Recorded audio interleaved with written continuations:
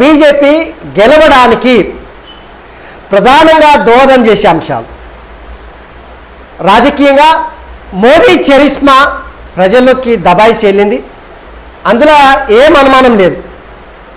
కానీ మోదీ చరిష్మా ఒక్కటే బీజేపీ పార్టీని మెజారిటీ సీట్లను గెలిపించుకోవడానికి పనికొస్తుందా అంటే అదొక్కటే కాదు, దానికి ఇంకా పప్పుల ఉప్పు కారము నూనె పోసేసినప్పుడే దానికి రుచి వస్తుంది. మోదీ చరిష్మా ఒకటే కాదు, బీజేపీ పార్టీ దేశంలో ప్రభంజనం సృష్టించడానికి వాళ్ళు చెప్తున్నట్టు 400 సీట్లు గెలవడానికి 5 ఫ్యాక్టర్స్, తెలంగాణకు వచ్చే వరకు 5 ఫ్యాక్టర్స్ చాలా క్రియాశీలకంగా పనిచేయబోతా ఉన్నాయి. ఈ 5 ఏంటో మీకు చెప్తా.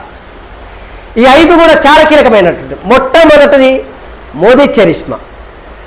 సో ఖచ్చితంగా మనం చెప్పగలుగుతాం, గత 10 ఏళ్ల కాలంలో భారతదేశాన్ని ప్రపంచంలోనే అత్యున్నతమైనటువంటి దేశంగా తీర్చిదిద్దడం, ప్రపంచ వేదికల మీద మోదీ ఆవా కొనసాగడం ఆయన చరిష్మాను అమాంతం పైకి తీసుకొచ్చినాయి. ఇది మొట్టమొదటి ఫ్యాక్టర్ మోదీ చరిష్మా. అవినీతి లేకుండా పరిపాలించడం, సూటిగా సుత్తి లేకుండా ప్రజలకు చెప్పాల్సింది చెప్పడం మోదీకి ఉన్నటువంటి శైలి. ఇది మొదటి ఫ్యాక్టర్. ఇక రెండో ఫ్యాక్టర్ వచ్చేసి 370 ఆర్టికల్ రద్దు. 370 ఆర్టికల్ మూలంగా జమ్మూ కాశ్మీర్కు ప్రత్యేక హోదా ఇచ్చే ఆ ఆర్టికల్ను రద్దు చేయడం ద్వారా జమ్మూ కాశ్మీర్ని దేశంలో ఒక రాష్ట్రంగా చేయడం ద్వారా మన దేశంలో టెర్రరిజాన్ని తగ్గించడమే కాకుండా అనేక సంవత్సరాల నుంచి దేశాన్ని పట్టి పీడిస్తున్నటువంటి ఆ 370 ఆర్టికల్ ఒక్క దెబ్బకు కొట్టేయడంతో మోదీ గ్రాఫ్ అమాంతం పెరిగిపోయింది. 370 ఆర్టికల్ చాలా కీలకమైనటువంటిది. ఇది రెండో ఫ్యాక్టర్. ఇక మూడో ఫ్యాక్టర్ వచ్చేసి 550 ఏళ్ల నుంచి నాంచుకుంటా ఇస్లామిక్ పాలనలో రకరకాలైన సమస్యలతో హిందువులంతా సతమతం అయ్యారు. రామమందిరం, అయోధ్యలో రామమందిర నిర్మాణం అనేది దేశంలో ఉన్నటువంటి హిందువులకు ఒక కళ తీసుకొచ్చింది, ఒక నమ్మకాన్ని తీసుకొచ్చింది.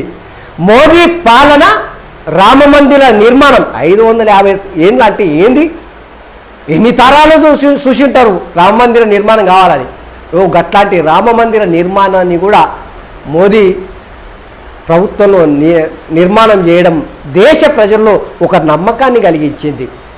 ఇది మూడో ఫ్యాక్టర్.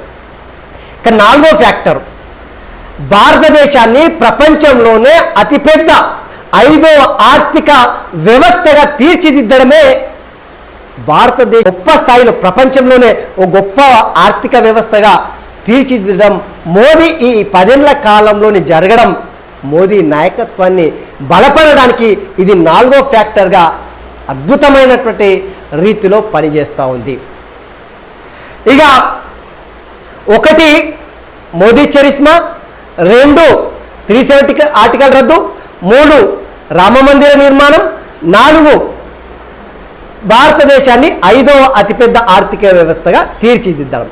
ఇక 5వది మీరు చూడండి, 2014 కన్నా ముందు భారతదేశం విదేశీ గడ్డల మీద అంటే ఇతర దేశాలతో ఉన్న సంబంధాలను చూస్తేనంటే చాలా చులకనగా ఏడవైనా ఎవరి మీద ఆధారపడడం, భయంగా నక్కి గట్లుంటుండే మన ప్రధానమంత్రులు కావచ్చు విదేశాల మీద అడుగుపెట్టినప్పుడు.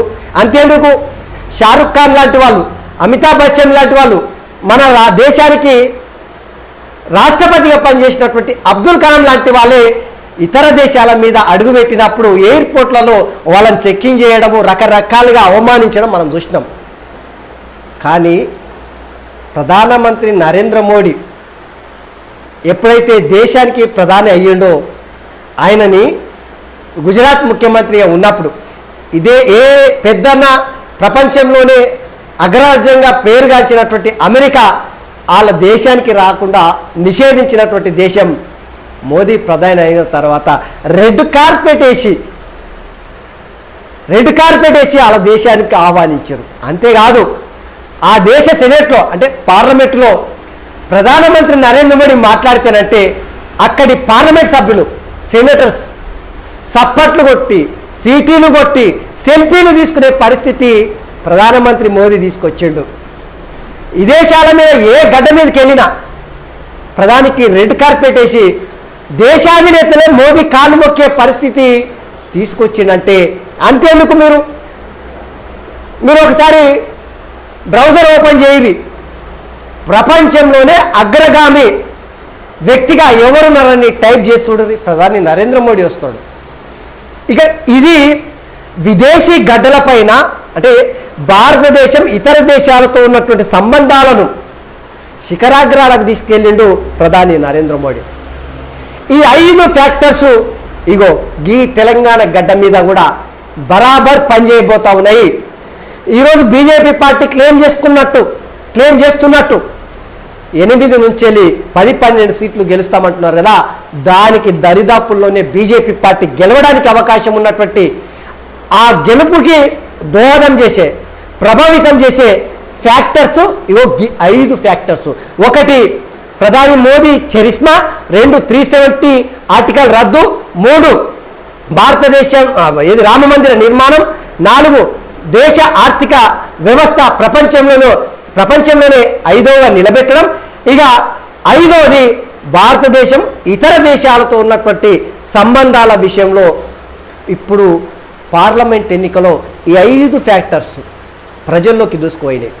సామాన్య జనాలు కూడా ఊర్లోకి వెళ్ళి మేము చూస్తున్నాం కదా, సామాన్య జనం ఇన్ రానోళ్ళు, నిరక్షరాస్యులు, బర్ల కాడుకునేటోళ్ళు, వ్యవసాయం చేసుకునేటోళ్ళు, కూలీనాలు చేసుకుని బతికేటోళ్ళు కూడా మోదీ కావాలి, మోదీ అయితేనే మంచి ఉంటుంది. ఇడైతే రాష్ట్రానికి ముఖ్యమంత్రి రేవంత్ రెడ్డి ఉన్నాడు, ఇక మన దేశానికి ప్రధానమంత్రి మోడీగా గిట్లా చెప్తున్నారంటే ఏ స్థాయిలో ప్రధానమంత్రి నరేంద్ర మోడీ చరిస్మా ఈరోజు రెపరెపలాడుతుందో మనకు అర్థం చేసుకోవచ్చు. ఈ 5 ఫ్యాక్టర్స్ కూడా బీజేపీ పార్టీ గెలవడానికి దోహదం చేసేటువంటి అంశాలు.